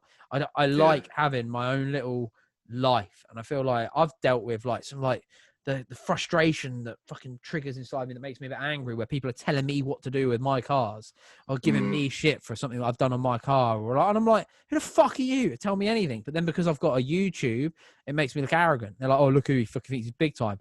Bro, if I had 0 followers and no YouTube channel, I'd still be telling you, who the fuck do you think you are to tell me what I'm doing? Like, that's just because of who I am. Like, I've just grew up as that, being that little angry man. You know what I mean? Like I am my own person. I always have been and I always will be. Because conforming, in the most part, fucking makes me stress out. So no, I get that. It's good you've got that separation. You've got your own life, because you know there's a lot of YouTubers I've followed over the years where every little aspect is on camera, and then when it goes wrong, well, I'll level with you. I think one of the reasons why I've never put everything on my stuff online is because I'm not doing it for 5,000 views. Maybe if I was getting 50,000, I'd be a bit more open. But Yeah. fuck that, 5,000 you fuck off. You can get this. This is what I'm giving you for 5,000. Do you know what I mean? Like, I'm saying a bit jokey, but it's kind of true. Like, if I had like 100,000 views a video, and people are like, "Who are you shagging?" I'd be like, fuck it." Do you know what I mean? Like, I've seen it, mate. And but like, I'm not doing that while I'm still small fry on there. Like, I don't get enough attention on there to justify spreading too much stuff about myself. I like getting in my daily car now and being like, man, this is sick. Like, do you know what I mean? Like, I like that. Yeah. I like being down my unit. Like, I hope never that my address and my unit gets out, because I love knowing that my stuff is safe. Like, luckily it's all alarmed, it's cameraed. Like, but at the same time, you'll be one of those people that gets papped soon. You're daily with your mask and your glasses on. Like, that'd be the dream. But no, do you know what I mean? Like, I really appreciate you opening up about all of that, though, dude, because I know like that's been one of the big contentious issues around what you do. I think that was one of the first messages we exchanged. I was honest with you from the get-go. I was like, I really don't feel comfortable associating myself with someone if what you're doing is purely profiting off of mental health. I think that's what I said, because I was like, I've been through all this. You did. I was honest with you, because I'm not one of them bullshitters. And you were like, no, dude, this is what I'm doing. And I was like, I wish you all the best. Like, let me just see how this pans out, because I have to just make sure I'm comfortable with what you're doing. Like, and I get it. I fully get it, and I get people are going to think that immediately, especially when you're selling stuff promoting mental health. And I'll get it, and I'll always get it. And, it got to me at the start of the year, actually shut it down, because I was just like, fuck this, I can't be arsed. You did close it down for a while, right? I did close it down for about 3 months, because I was getting a load of flack all at once at a bad time. I was in a bad place anyway. And I was just like, fuck this, I'm just going to focus on my career. It's not worth it. But I don't know if it was my missus or my mum or something. She was just like, look, you've let these couple of hundred people get you over a following of 8,000. Like, is that what you're up to now? 8K? Nearly nine, yeah, just on Instagram, which is the main platform I use anyway. But it's easy to overlook the massive positive when you've got such a direct negative coming at you. But I've learned to deal with that now, and I still get the flack, and I just delete it or ignore it. The best thing to do is just block. I can't react. Block it. I can't react. I just block people. If I react, I block and delete. If I react to someone who's promoting mental health, that is just get. I block them, because I normally like put print screen in a group chat to a couple of my boys, and I'll just be like, this is what I would say, and I let that out in a group chat, and then they all have a laugh, because like, I want to be a comedian. That's what I want to be. If I could set everything off and just be a comedian, that's what I'd be. And I think that's what I'm probably going to be. I say probably, that is what I'm going to be focusing on now going forward, instead of like trying to think of new car builds and YouTube stuff to do. I'm going to be slowing all that down. I'm still going to be doing my YouTube. I think I'll get back to doing the modified car reviews on my main channel, then do normal car reviews on that new car review channel I've done. And then I'll just have fun with YouTube. It's nothing deep to me. Like, if it ever takes off, sick. If it doesn't, I don't mind. I've had some great experiences, happy days, But I want to focus on the comedy side of stuff. So I always try and make like my nasty things funny, because I feel like even if you are ripping someone a new asshole and you're being funny, then they have no recourse other than calling you a piece of shit. Like, and it ends if you can be funnier, smarter, quicker, and nastier all in one go, then they have nothing to come back at. So literally. But the thing is, once you are almost a public figure in any, in any realm of anything, like, I know the car seems small, but once you're a small fish in a pond anyway, and you start getting talked about and noticed, then you have to be very careful what you say, because one wrong thing and it goes around the internet, and 500 people that didn't give a shit about you 10 minutes ago, now you're the hot topic of their conversation. Yeah. That's it. I mean, and for me, I don't want to. I mean, the car scene was an easy platform to get into, and something where mental health didn't exist, so it made sense to start there. Something I knew, and it was an easy get in and get the name out there and help a vast amount of people in a short period of time. I don't want to stay in the car scene. I'm taking steps now to get out globally, broader the brand. That's opening me up to a lot more criticism and a lot more of this shit that I get at the minute. And I'm okay with that, but I'm not quite there yet. I'm still I'm not as thick-skinned as you. This is all still quite new to me. You got to think, dude, even when I was 18, I was a troll on them forums. Oh my God. I think if you search my name and a replica car part next to it, you'll find me on a forum giving fucking people grief. To the point when I was younger, I used to give Teguier so much shit, right? That I'll be open and honest. I want to get Johnny from Teguera on because I'm really close to them now. But like back in the day, I used to give Teguera so much shit like, on the forums, just everywhere, because I was like, "No, they're fucking cheap shit." Blah, blah, blah. You know, just being an asshole because I was an asshole. I was like a little elitist asshole back in the day when it come to car stuff. I think like to the point where we're at a car or at Jat Fest. It must have been 2011, Jat Fest 2011, and they had their booth up. And my mate, who I mentioned earlier, Teg Boy, he said, "Look, mate, they have their intakes of the tits." He was like, "Literally, just literally copy Group AM, like, and they're a third of the price." So I went up to the trade stand, and they knew who I was because I was obviously 621 at that point, and I'd never mentioned them on 621. And they were like, "What's it going to take for us to get a part on your car?" And I was like, "I don't know, but give me one of them intakes." And they were like, "Well, we'll do you a really good deal." And I was like, "What's a really good deal?" I think the intakes were like 300. I should know because I sell them now, but they're like 390 quid maybe, and they did it for like 230. I think it was like real cheap, and it was like real cheap. And I was like, can't really say no to that. Like, you know, they made it so worth my while. I couldn't say no. And I remember taking it home, and I think I'd peck in the car, maybe half, one of the two. And I was like, I hope I hate it. I was like, I hope that this is so shit that I can rip them apart some more online and carry on that. I was like, if this is good, I'm going to look like a fucking asshole.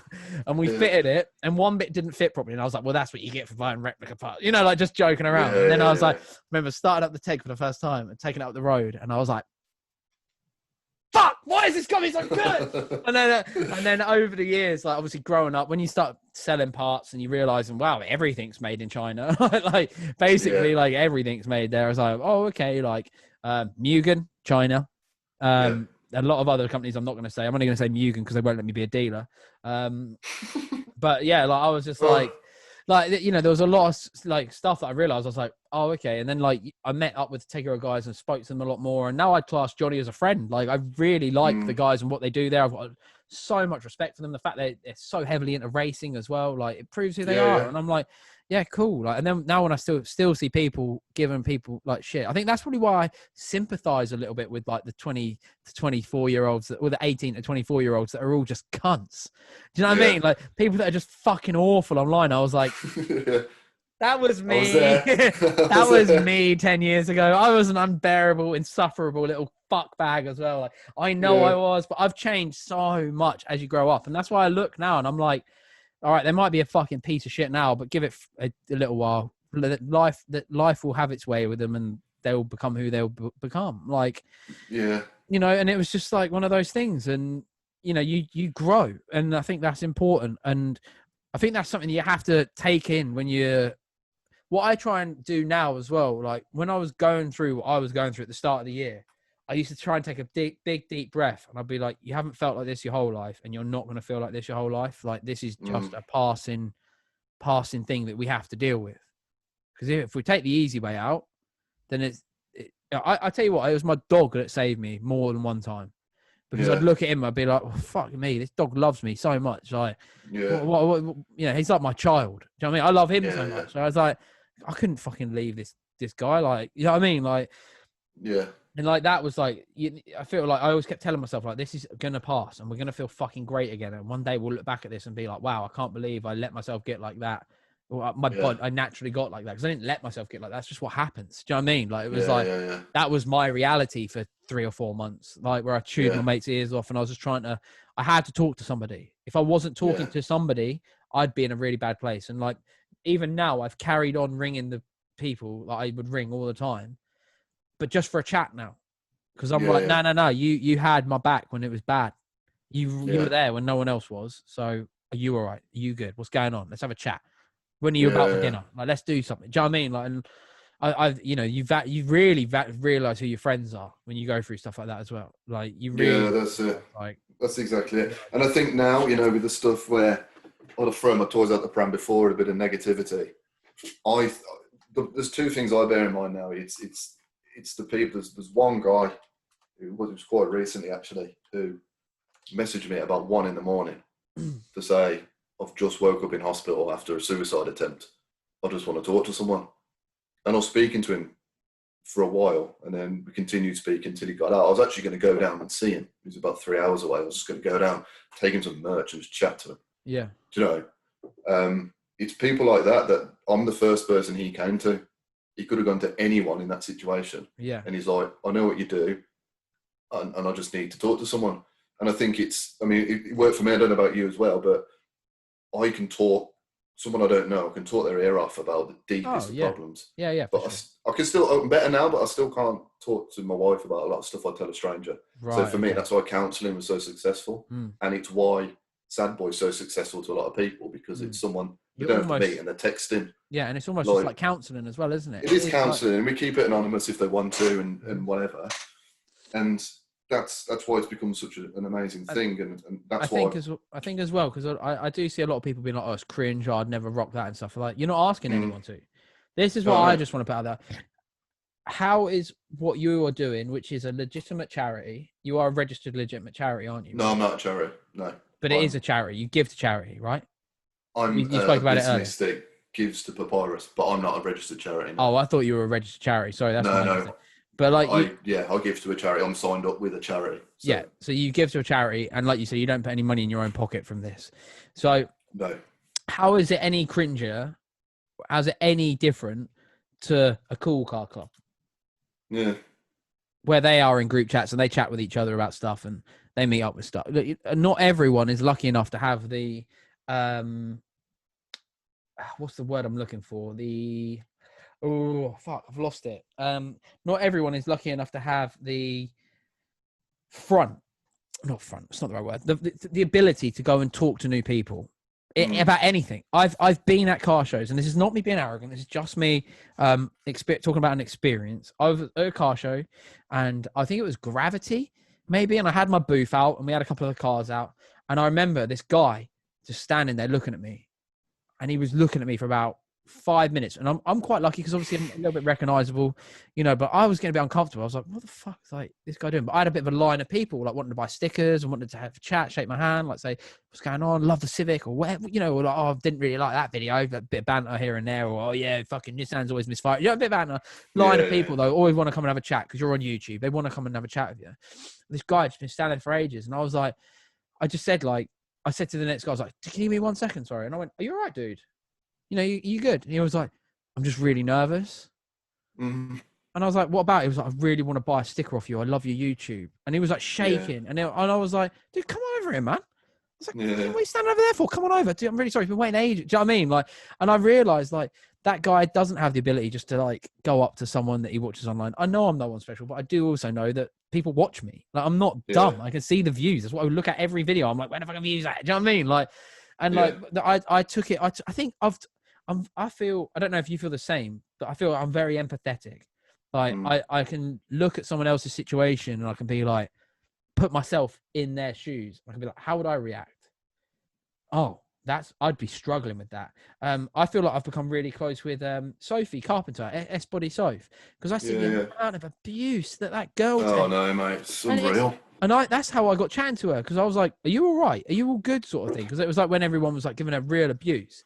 And that's how I started chatting with her. It was nothing weird. I weren't getting in her DMs to try and take her out on a date. It was like, yo, are you okay? Like, is everything good? Yeah. Don't listen to everyone talking. They're just jealous that you're making all this money and they're not. And you're just jealous you're getting all this fame in brackets and they're not. Like, don't take it to heart. If anything, work with it. Fucking, be a fucking boss. Do whatever you need to do. Like, but understand, like, there's people like me that are watching silently thinking you're killing it. So just keep rolling, like, not all the people that think you're doing well probably keep their mouth shut most of the time.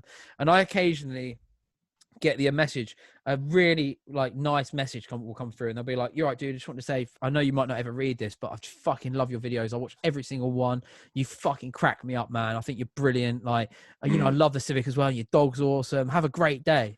And I'll always reply to them. I'll always accept the request, because sometimes I won't accept the request if like I feel like people are just trying to have a chat with me about stuff. I'm like, dude, I'm so busy with everything in the world. Like, but if it's like a really nice message, I'm just like, yeah, thank you so much, man. This is like, because it makes my day. I'm like, oh, I have a little spring on my step. I'm like, oh, that guy really, it does, like, it makes it worth doing. Like, and I just feel like it's really important. Like, I'm talking directly to the people out there that okay, I'm going to go through a couple of different ones and you can agree with me or disagree with me. Okay. So if you're out there and you're struggling emotionally or, struggling with personal appearance or anything that makes you feel like you are less than, understand that you are not alone in the world.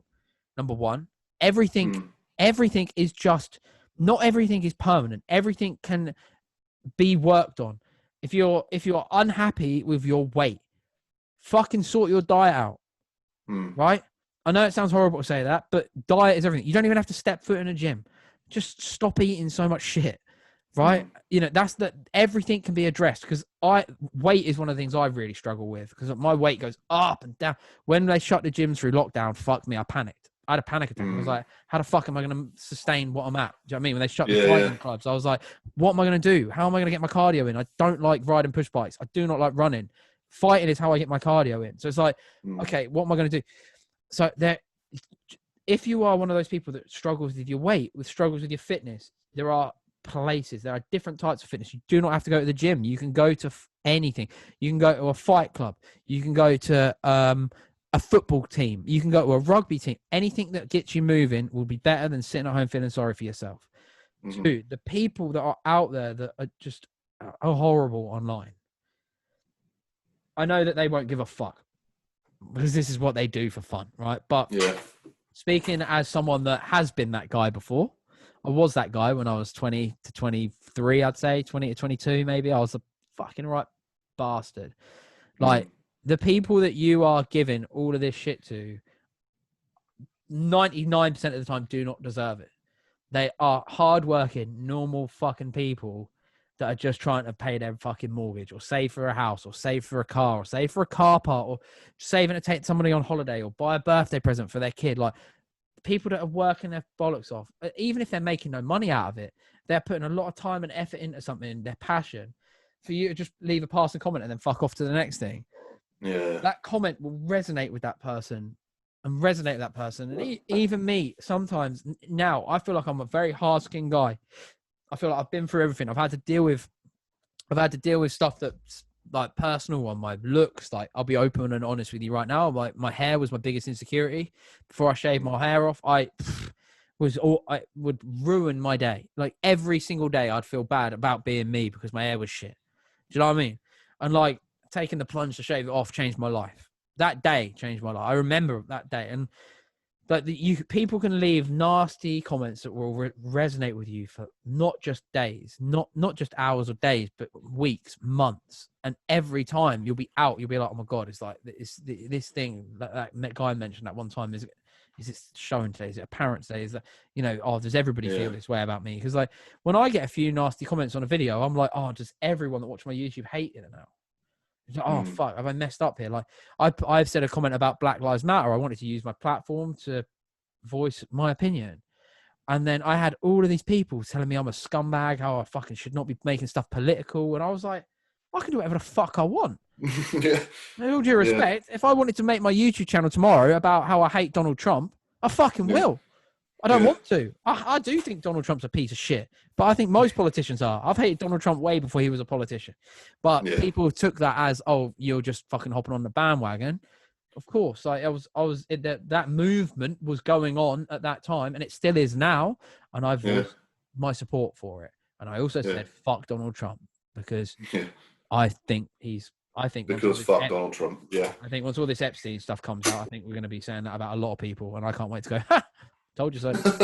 Yeah, exactly. But no, you're absolutely, those points you made, I absolutely agree with. And, especially the latter point of these people that just go about so carelessly, throwing comments at people who are hiding insecurities or won't show those insecurities because they're creating content like yourself, like Sophie, who, I've got a lot of respect for Sophie. I've followed her and I've watched how she's grown her platform and what she does, and and the OnlyFans thing is a massive thing in the car scene, which seems to roll up a load of people. But let's think how that OnlyFans platform exists. It's funded by people who want that, and by the same population of people who are now slating it. So you can't create something. I guarantee you, and I know this for a fact. Okay, I'm not going to tell you who told me this, because it's none of anyone's business. But one person that was very, very vocal online about a certain OnlyFans creator signed up for their fucking OnlyFans. It doesn't And surprise me, mate. slid in It the really fucking doesn't. DMs asking to take her out when they found out she was single. And then And why and isn't this that girl person was been like, outed? this girl was like, what the fuck? Why would I go out with you, you fucking weirdo? Like, and that's the thing. I think another thing, when you're being a complete and utter arsehole for no reason online, you look fucking weird. To any normal person, you look fucking weird. Dude, any normal guy reading that chap's comments on that forum who doesn't know I'm a YouTuber, doesn't know I've got a Sylvia that I do YouTube videos on, they're going to read this guy going, haha, you work out your mum's box room. And they're going to go, what the fuck is this fucking guy talking about?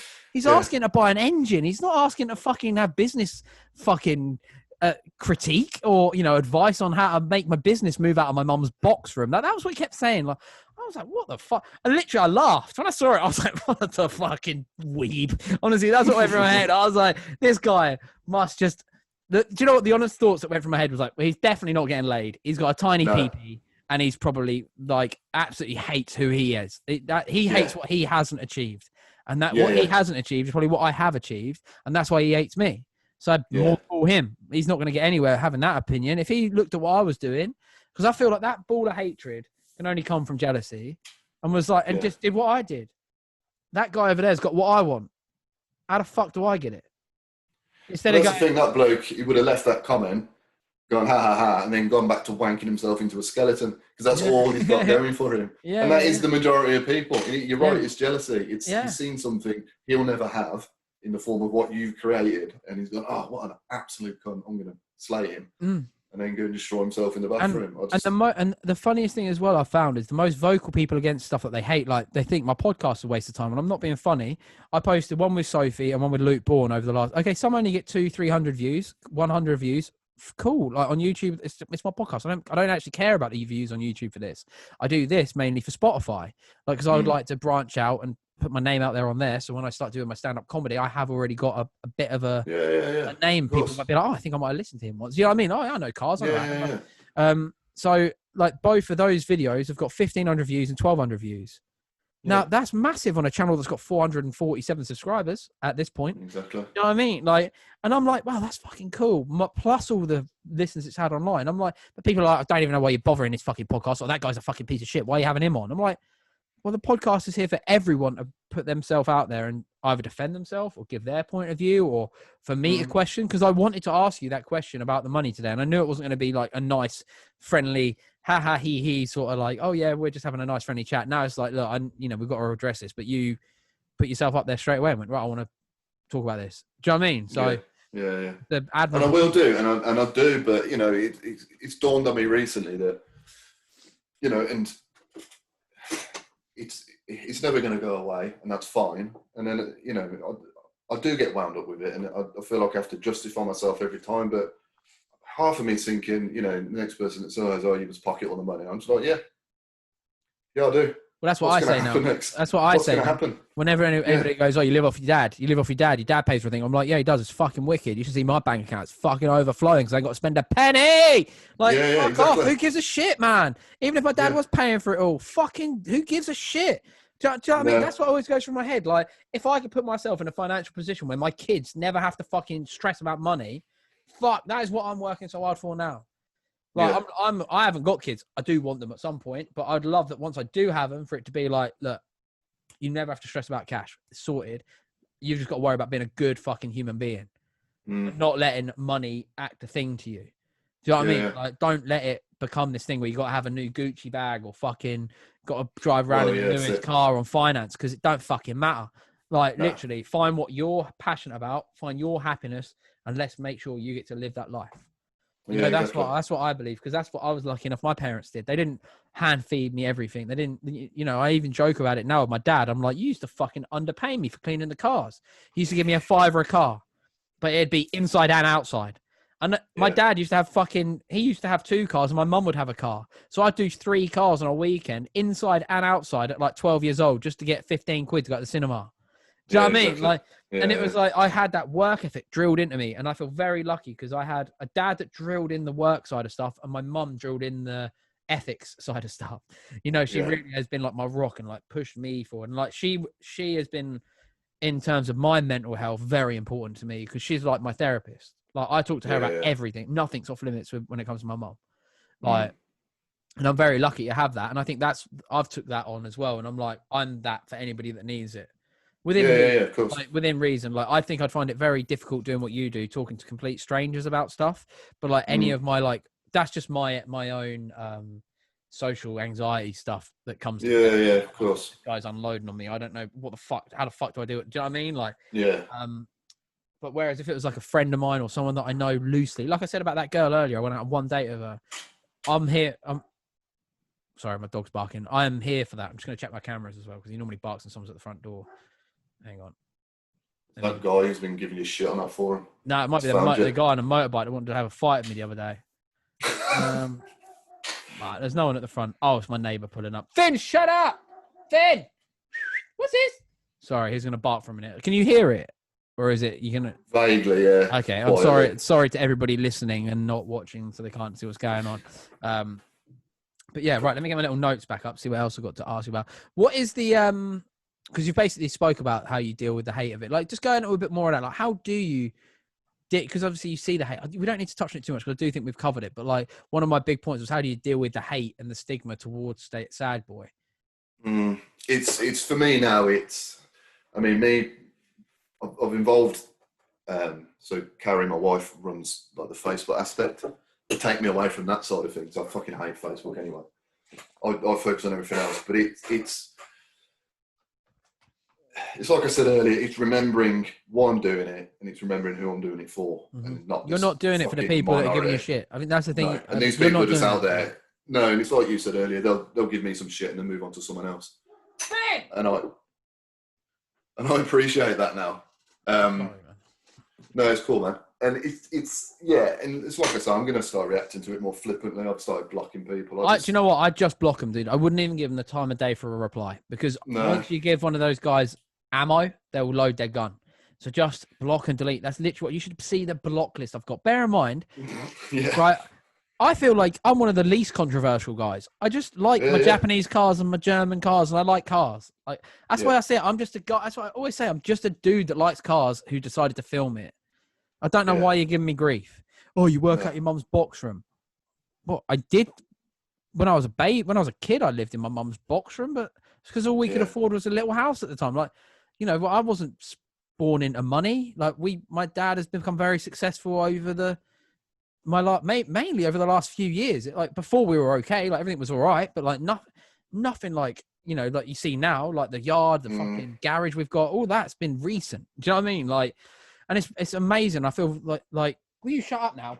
Sorry, we've got the noisemaker that's just turned up down here. Noisemaker down there. Sorry, you can see me. Naughty boy. But yeah, like I feel like a lot of people. I feel people use the internet for multiple reasons. One, to lose themselves. One, to unload their anger onto other people because they feel like that. But I almost feel like, they're the sort of people that would get off on telling their partner they cheated on them. To see them it's that masochistic like that. I'm gonna fucking ruin this guy's day. And unfortunately, we do share the planet with people that are not the same as us. Are you all right, bud? Whinger. Yeah, we share the planet with a lot of different types of human beings. I'm not talking about race. I'm not talking about sexuality. I'm talking about mindset. So like, we're not all meant to be friends, and that's why I don't tend to accept people that just have the same car as me as friends on Facebook and stuff. I'm very selective with who like I talk to, purely because I'm like, well, just because we've got the same car doesn't mean we're going to get on. Yeah. You know, like, and I feel like that's why when you get into those mindsets like I used to be in, where it's like Honda's the best, only drive a Honda, blah blah blah. You limit the people that you meet, and then you might never meet the right people. Like I consider one of my best friends that I've got at the minute, and I've ever had, is my friend Lewis, and I only met him through drifting. If I'd have never have got into drifting, which all of the Honda guys that watch me didn't want me to do, I'd never have met my now best mate. Yeah, exactly that, mate. And it's like, well, the problem, I'm a firm believer in you got to experience everything. Maybe not Mm. heroin, maybe don't dabble in that, but like try everything. You know, like jump out of a plane, do a skydive, try skiing, try some weird food that you're gonna like. Go on holiday to a country that don't speak a language on your own.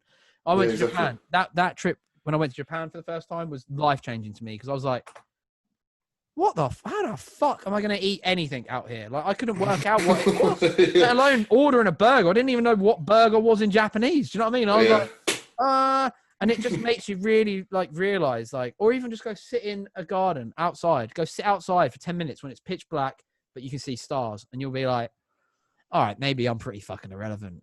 Even if I'd got 10 million followers, I'm still irrelevant as fuck. Do you know what I mean? It means Like, nothing. It means nothing. Yeah, You're only popular in your own sort of bubble. small bubble. Yeah. Because Exactly that. The world won't know who you are. It was really funny once. I got a little story about. So my friend Morgan went from a DC2 to an S15, and he put a 621 sticker on it. He then took that to a drift garage, and I went with him to a local drift garage. And they go to me, that they go, as we got out of the car, they were like, 621, and that fucking gay little Honda club. And I was there, and I was like, yeah, it's my gay little Honda club. And they were like, oh, you're all right, mate. How you doing, yeah? And I was like, yeah, man, I don't give a fuck. Like, it's all good. Like, it's my business, isn't it? I was like, whatever. Right, you're being weird, Finn. What's up, bud? What's up? You scared of who was outside? But yeah, like that's it. So, what is the future for Sad Boy Race Club? I don't know, to be perfectly honest. And everyone that asks me this, I tell them, and that's not in a negative way. I want Sad Boy to grow and grow and grow. But it's grown so organically at the minute. I want it to continue doing that. Obviously, as I mentioned earlier, I want to broaden it outside of cars. But at the same time, I want to leave Sad Boy as it is in its own right, and I want to push myself more as a spokesperson for mental health. I want to become an advocate. That's exactly the word, mate. Yeah, it's if Sad Boy in 10 years' time becomes a recognised place of mental health awareness, that's a dream. But at the same time, if I can get out there as a spokesperson that's going around doing talks, I'd be fucking in my element, mate. So that's more the angle. It's definitely the mental health and less of the brand. That's always been the goal, and it's where I want it to be. I think you're on branding stuff goes just hand in hand with cars. People love stickers and merch and shit. Mate, the house goes with it. The house literally, you walk through this little gap. You go out my house, out through a gap. There's a polo with your stickers on it. Every time I walk a dog, polo with your stickers on it. I'll lose my shit if I see one on the motorway. Yeah, absolutely. I'll phone my missus. Do you really? Yeah, I've seen it. Wow. I still do it now. I love that. Mate, I still do it. If I see a car with 61, I'm like, oh shit, that's so cool. Like, I've been doing it 10 years. And I'm like, that car's got my sticker on it. That's dope. Like, I made that. It's humbling, isn't it? It's your little idea that someone supports, and that it means the world. It does mean the world. And I always, it's one of the reasons like I always sign every invoice that I send out and say thank you. Not sign it as like a signature. I put my name, 61, I put thank you so much. I mean it. Like, I mean it. Like, it means a lot to me that people are spending their hard-earned cash on my shit when there's so much else they could be buying. Does that make sense? No, absolutely, mate. It's supporting. Have you got anything else you want to say or promote or anything like that while you're on here with me? Because we're going to finish up in a minute. Yeah, no, man. The only thing really is the campaign. I'm going to start pushing now. Lockdown's eased a bit, so people have probably seen that I do the sort of sending your stories and I'll post you up sort of thing as a way of normalising mental health. I've took that a step further now, so I've been contacted by a pro photographer in the car scene, and we're going round to people who want to talk, doing interviews and a little photo shoot with their cars, and then that's eventually going to be a magazine or a book. Awesome. So that's basically getting people involved. I've had God knows how many entries over the past few months, so I'm sorting through them. But we've got the first one. I won't say who it's with, but it's a guy who's well known, I guess, with his Hondas. So he's coming up on the weekend after next. I'm driving to Essex. Oh, Essex. Okay, cool. I don't know. I've forgotten where. I'll let you know. Yeah. I'll be coming down in the Lexus in pure comfort. But doing some, that's basically the future, the immediate future for Sad Boys is really pushing that now. That sounds really cool. A bit back. Really cool. It's involving. I want to do more stuff like this. Like I'm bringing out a rethinking a slap that we did, slap sticker, the Drive Yourself Happy slap, and I've put that out to my following to provide the background photo for that, as a way of involving people, you know. And that's going to be our first, like the first 20 odd, 30 odd of those are going to be 100% to charity. So cool. There's bits, there's lots of little bits, mate. Just happening, but there's, you know, that's about it at the minute. I'll just say if people aren't following, just follow the Instagram and it's follow what at Sad Boy Race Club, is it? Sad Boy Race Club, yeah. And then the website is sadboiraceclub.co.uk. So that's the store, and it's got some helpful links to charities and all that sort of good stuff on there. That is awesome, man. Well, thank you so much for being here with me this evening. I think it's been really good chat. Thank you. It's been nice. Thank you for being so open and honest with everything. And Sad Boy Race Club, please give them a follow. My name is Adam Ivell, at Adam Ivell and Adam Ivell Podcast. I think there's an underscore in there somewhere. Just search. It'll be fine on Instagram. And make sure you have subscribed on here or on the Spotify, or wherever you're listening, on Apple Music or whatever. I thank you all so much for your time. Dan, thank you again, sir. Thank you. See you in another podcast. Peace. Cheers, boy.